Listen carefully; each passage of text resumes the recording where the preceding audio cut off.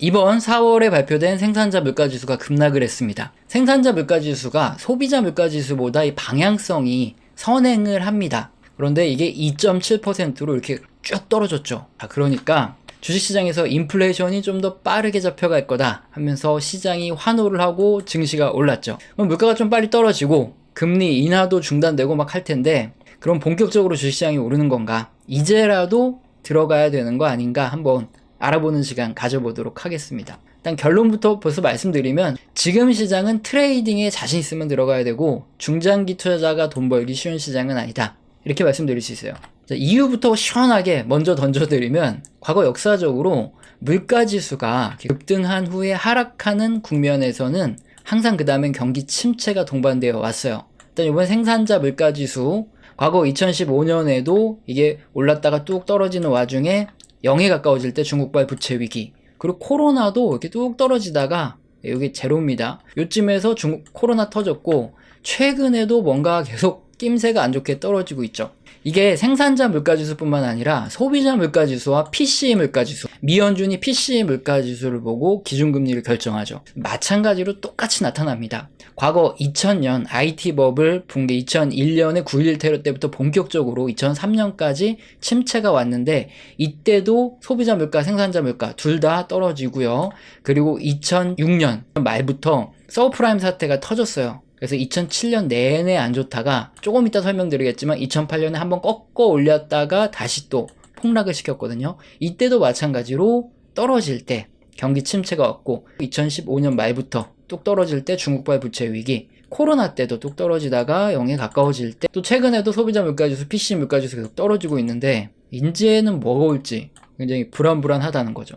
사실 어떤 사건이 터질지, 또 언제 터질지 이런 것들이 예측 가능할까요? 예측 가능하면 주식 안 하죠. 선물 옵션 하는데 예측이 불가능하기 때문에, 그래서 중장기 투자자는 좋은 시장이 아니라는 건데, 일단 단기 트레이딩을 하시는 분들은 손절을 굉장히 잘해요. 그래서 뭔가 분위기가 안 좋고 원하는 대로 안 움직이면은 잘 빠져나올 수 있다는 거죠. 하지만 중장기 투자자는 좀 이따 설명드리겠지만 손절을 잘 못합니다. 특히 아까 설명드렸던 대로 2008년에 비슷한 사건이 터졌는데, 이걸 꼭 좀 기억하세요. 주식시장에 개인들이 제일 많이 돈을 잃는 구간이 있습니다. 그 이유가 있는데, 상대적인 박탈감을 느꼈을 때 그런 분들이 유혹에 빠지기 쉬워요. 이게 2008년 2월입니다. 주식시장이 본격적으로 폭락하기 전에 살짝 말아 올리면서 개인들을 다 끌어당겼다가 다 나락으로 빠뜨렸는데, 지금이 기회, 개미들이 조정장에 복귀하고 있다, 이런 뉴스 기사가 있는데, 바로 이 차트 보면은 2008년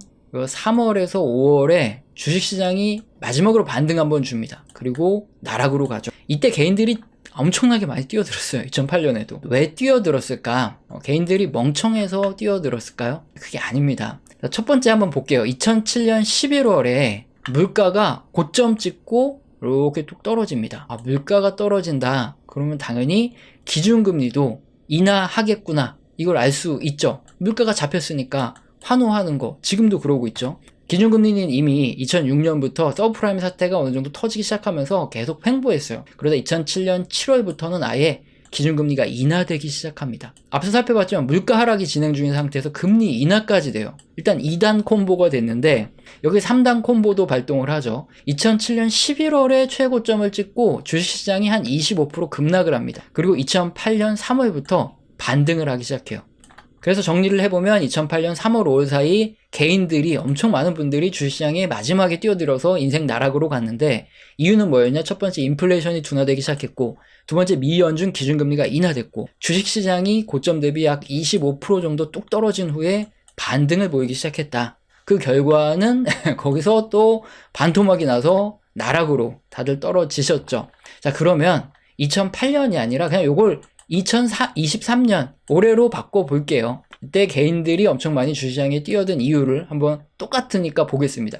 인플레이션이 둔화되기 시작하죠. 자, 살펴본 대로 생산자 물가지수가 이렇게 뚝 떨어져요. 소비자 물가지수, PC 물가지수 둘 다 이렇게 뚝 떨어지면서 인플레이션이 둔화되기 시작합니다. 두 번째, 미연준의 기준금리 인하에 대한 기대감이죠. 지금은 미국 생산자 물가가 하락하니까 기준금리 인상이 멈추나? 이런 기대감이 지금 뉴스 보면 나오죠. 주식시장은 어떠냐? 이게 S&P 500인데 고점 대비 정말 한 20몇 프로 떨어지고 다시 반등에 나오고 있습니다. 자, 2008년 상황과 너무나 똑같죠. 그럼 2023년에 과거에도 똑같이 그랬으니까 앞으로도 똑같이 폭락하겠냐? 지금 그게 중요한 게 아니라는 겁니다. 큰 흐름을 보자는 거예요. 자, 보세요. 금리 인상으로 물가가 잡히는 이런 시기들, 과거 항상 이런 시기들은 여기 경기 사이클에서 어떤 시기였냐면은 경기가 정점을 찍고 둔화돼가지고 내려오는 이런 국면들에서 나타났던 동일한 현상이에요. 자, 그러면 실물 경기도 계속 순환을 하죠. 그러면 하강, 요 침체가 올 가능성이 얼마나 큰 겁니까? 그리고 나서, 찍고 나서 다시 올라갈 때가 어떤 때입니까? 예, 그때 경기 침체 오고 나서 바닥 찍고 올라갈 때 회복이고, 예, 이런 시점이잖아요. 그러면은 우리는 지금 어딨냐? 여기 있어요. 둔화. 예, 침체가 남아있는 이런 시점에 있기 때문에, 그러니까 우리는 최소한 어떻게 해야 되냐? 트레이더의 논리로 중장기 투자는 하지 말아라. 단기 트레이더의 논리와 투자 근거는 지금 단기적으로 맞습니다. 왜냐? 물가 상승률이 좀 둔화되고 있고 그 다음에 금리 인상이 중단되고 금리가 인하될 수도 있어요. 그러면은 단기적으로 주가가 상승하고 랠리를 펼칠 수도 있습니다. 그럼 단기 트레이더 분들 같은 경우에는 단기적으로 수익을 잘 보겠죠. 근데 이런 분들이 주가의 흐름이 예상과 다르게 움직인다거나 하락을 하면 이분들은 철저하게 익절 또는 손절에 익숙하신 분이고 거의 뇌가 딱 적응이 되신 분들이죠. 그러니까 다 빠져나와요. 근데 중장기적인 투자자들은 어떻게 하느냐? 주가가 하락해요. 갑자기 어떤 사건이 터져서. 그럼 그냥 무대응합니다. 뇌가 그렇게 훈련이 되어 있기 때문에. 그래서 희망적인 근거만 찾아다니느라고 오히려 손절 기회를 놓쳐서 인생 나락으로 가요. 그러면 중장기 투자자들은 어떻게 하는 게 맞냐? 이 달걀 모형이 바로 코스톨라니 형님이 중장기 투자자가 어떻게 해야 되는지 정석적으로 설명을 해 놓은 거죠. 지금 경기 불황기예요. 불황기에는 어떻게 해야 됩니까? 불황기 어느 정도 지난 요 시점이니까 채권에 투자를 하는 거죠. 이제 소액으로는 주식에 들어가서 단타는 쳐도 되는데 너무 많은 금액을 하면은 안 되겠죠. 당연히 대부분의 자산은 이렇게 채권 등의 자산에 넣어놓고 중장기 투자를 계속 이어가고 그 다음에 다시 회복기 때 주식으로 들어오는 뭐 이런 투자가 좋다는 거죠. 그래서 지금 중장기 투자자분들, 뭐 트레이더분들 어떻게 해야 되는지 설명을 드렸는데 경제 지표를 사실 그대로 제가 분석을 해드릴게요. 한번 객관적으로 도움을 받아보시기 바랍니다. 생산자 물가지수 이번에 발표된 거는 도매 물가지수로 이해를 하셔도 되고 공장도 물가지수 뭐 이렇게 이해를 하시면 됩니다. 생산자 관점에서 산출된 지수이기 때문에 우리가 뭐 공장을 한다 그러면 가장 중요한 게 뭐죠? 원자재예요. 원자재를 가져다가 이거 갖다 물건을 만들기 때문에 원자재 가격에 엄청나게 민감한 게 생산자 물가지수라는 겁니다. 대표적인 원자재는 바로 요 에너지죠. 에너지가 가장 큰 영향을 미치게 되는데 4월 요번에 발표된 생산자 물가지수 중에서 에너지 물가는 어떠냐? 전년 대비 마이너스 7.2%로 0 이하로 떨어져 내리기 시작했습니다. 에너지 증가율이 이렇게 떨어지니까 당연히 생산자 물가지수가 빨리 떨어지는 거고요. 두 번째, 농산물. 요거도 보면 5.1%. 딱 보기에도 굉장히 빨리 떨어지는구나 싶죠. 자, 이렇게 에너지, 농산물 이런 것들이 크게 떨어지니까 당연히 생산자 물가지수가 빠르게 떨어졌다. 그럼 이런 것들을 제외한 핵심 생산자 물가지수, 에너지, 식품, 뭐 거래 서비스를 제외한 핵심 물가지수는 그거보다 조금 높겠네. 예, 맞습니다. 3.6%로 여전히 떨어지는 거는 많이 떨어지고 있지만 2.7%보다는 당연히 좀 높아요.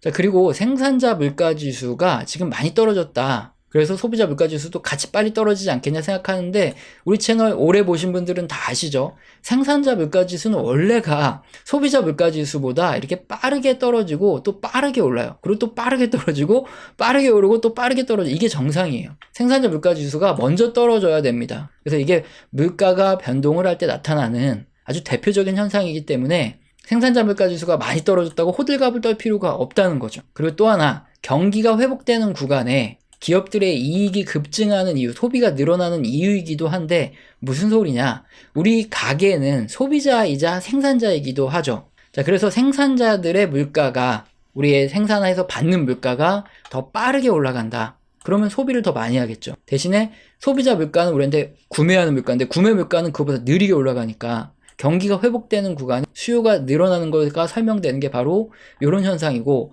근데 반대로 경기가 둔화될 땐 어떤 현상이 벌어지죠? 가게는 소비자이자 생산자라고 말씀드렸는데 생산자 물가 증가율이 빨리 떨어진다. 이 말은 우리가 뭔가 생산해서 파는데 그 가격이 더 빨리 떨어져요. 급여가 훨씬 더 빨리 떨어지고 소비자 물가, 우리가 뭔가 사 먹는 물가는 천천히 떨어지기 때문에 경기 둔화 구간에서는 오히려 수요가 이렇게 많이 떨어지는 이유가 설명되는 이유이기도 하다. 이렇게 말씀드렸죠. 자, 그래서 뭐 굳이 생산자 물가지수가 크게 떨어졌다고 호들갑도 필요 없다. 요거 설명드리는 거고요. 자, 생산자 물가는 상품하고 서비스로 크게 나눌 수 있는데, 그러면 세부적으로 어떤 게 많이 떨어뜨렸냐? 에너지가 가장 많이 떨어뜨렸다. 여기서 바로 나오고요. 그럼 서비스 중에서는 또 뭐가 많이 떨어뜨렸냐? 자동차 부품, 그리고 연료랑 윤활유 관련 서비스들이 많이 떨어졌습니다. 요즘 유가랑 연관이 많은 부분들이 많이 떨어졌어요. 그래서 종합을 해보면 분명 소비자 물가지수보다 선행성이 있는 생산자 물가지수는 하락을 하고 있습니다. 특히 에너지가 많이 떨어졌고 운송 관련 서비스 부분, 에너지와 연관된 부분들이 가격 하락을 주도했어요. 그렇다면 여기서 가장 중요한 게 뭐죠? 국제 유가입니다. 유가의 흐름이 앞으로 어떻게 될지, 이게 만약에 급등한다 그러면은 생산자 물가의 하락률이 좀 더뎌지면서 또 한 번 뒤집어질 거고, 이게 횡보하거나 하락하면은 그러면 생산자 물가가 더 빨리 떨어지겠죠. 근데 제가 유가까지 맞출 정도로 대단한 해안이 있는 게 아니라서 유가가 어떻게 될지 모르고요. 어쨌든 이런 추세가 계속 된다. 유가가 어느 정도 급등하는 게 아니라 횡보하거나 하락한다 그러면은 물가 하락 요인으로 이제 금리가 여기서 올라봐야 한두 번 오르겠다. 이렇게 생각할 수 있는 요 금리 정점 가능성을 높여주는 요인이 바로 생산자 물가 하락이죠. 그렇기 때문에 트레이더들에게는 괜찮은 시장이겠죠. 계속 말씀드려오지만 기준금리 인상이 중단되고 멈출 때는 역사적으로 이렇게 주식시장이 랠리가 한 번씩 다 왔기 때문에 트레이더들은 괜찮아요. 근데 이게 단기적인 랠리고 언제 금융시장이 망가질지, 어떤 사건이 터질지 모르기 때문에 중장기 투자자들은 대응하기 쉽지 않죠. 그렇기 때문에 중장기 투자자들은 코스톨라니 형님의 달걀이론에 따라서 채권 중에 자산에 배분하고 중장기 투자가 정석이다. 그래서 만약에 이제 중장기 투자를 함에도 불구하고 나는 단기적인 트레이더도 잘한다 그러면은 일정 소액 부분으로 단기 트레이딩도 하면서 상승에 소외되지 않으면서 버텨야 되겠죠.